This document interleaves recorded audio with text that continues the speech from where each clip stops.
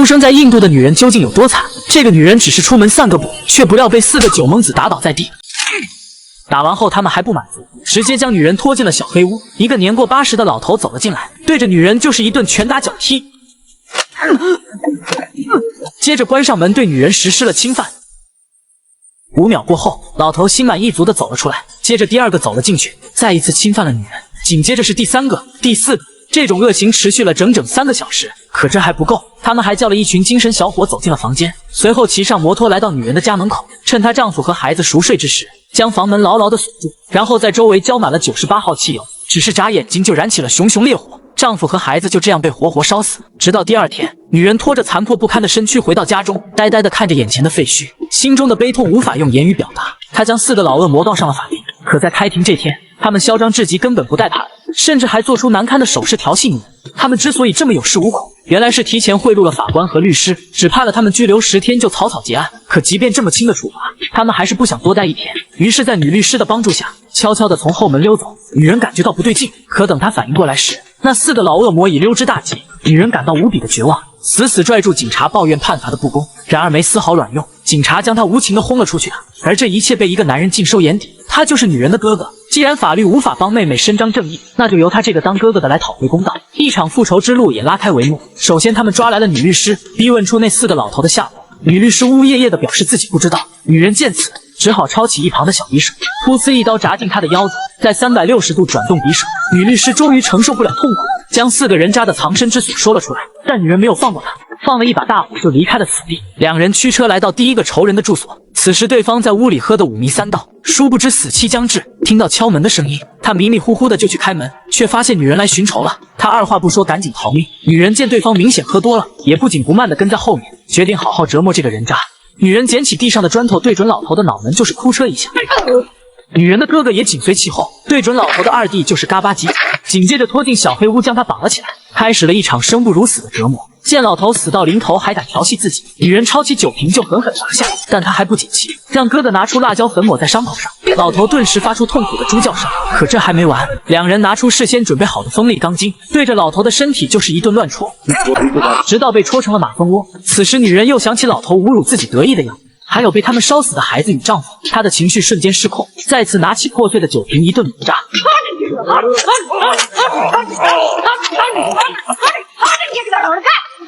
老头瞬间鲜血淋漓，只剩下半条命。可这点痛苦还不足女人的1/10。紧接着哥哥拿出一瓶硫酸，对着老头的小老二就浇了下去。看到老头彻底没了动静，兄妹俩才驱车离开，前往第2个仇人的所在地。可等他们找到对方时，对方早已被仇家碎尸万段。女人气得哇哇大叫，对着尸体就是一顿乱踩。自己还没动手，对方怎么轻易死去？无处发泄怒火的他直接对天开了一枪，随后和哥哥去寻找第3个仇人。这次哥哥找了个帮手，得知目标就在渔船上，他们划着小船偷偷靠近，等靠近渔船时直接丢出燃烧瓶，顿时燃起熊熊大火，目标见此跳入水中，可敢露头就被子铁锹敲晕。哥哥将目标交给了女人，由她慢慢的折磨。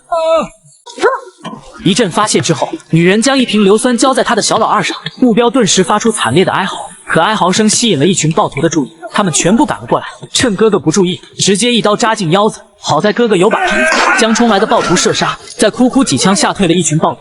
可他枪里已经没子弹了，暴徒们见状纷纷冲了出来。好在女人驱车及时赶到，将哥哥带上了车。可暴徒发了疯似的冲了过来，女人只好驱车连连倒退。可倒着倒着，她却突然停了下来。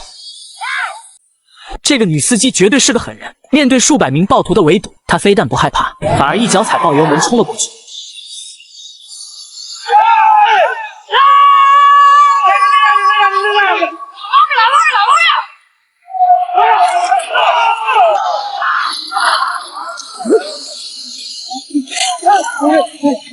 这一幕简直吓坏了所有人，纷纷慌忙逃窜。可3根腿的哪能跑过4只轮的？他们不是被压成肉饼，就是被撞成了麻花。暴徒头目老黑吓得肝胆俱裂，躲在角落瑟瑟发抖，只好目送女人驱车离开。第2天，女人帮哥哥包扎好伤口后，立即往最后一个仇人所在而去。他们准备好充足的弹药，开始分头行动。这个老头便是女人最后一个仇人，当天就是他提议侮辱女人并烧死了女人的丈夫和孩子。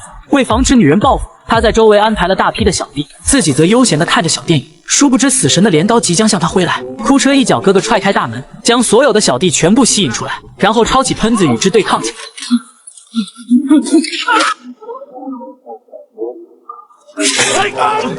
见保护老头的小弟全被哥哥吸引，女人也开始了行动，偷偷的潜入电影院，对准老头就是一喷子过去。女人没有立马杀掉老头，而是留下来慢慢折磨，先是将他绑起来，哭车几刀卸去他的四肢，最后硬生生将头颅割掉。此时哥哥这边也干掉了所有暴徒，但也身受重伤，女人赶紧带他离开这里，不料身后又赶来一群暴徒，没了帮妹妹逃走。哥哥等这群暴徒近身后点燃了煤气管。看着深陷火海的哥哥，女人悲痛欲绝。虽然她为丈夫和孩子报了大仇，但也失去了唯一的亲人。电影到此结束。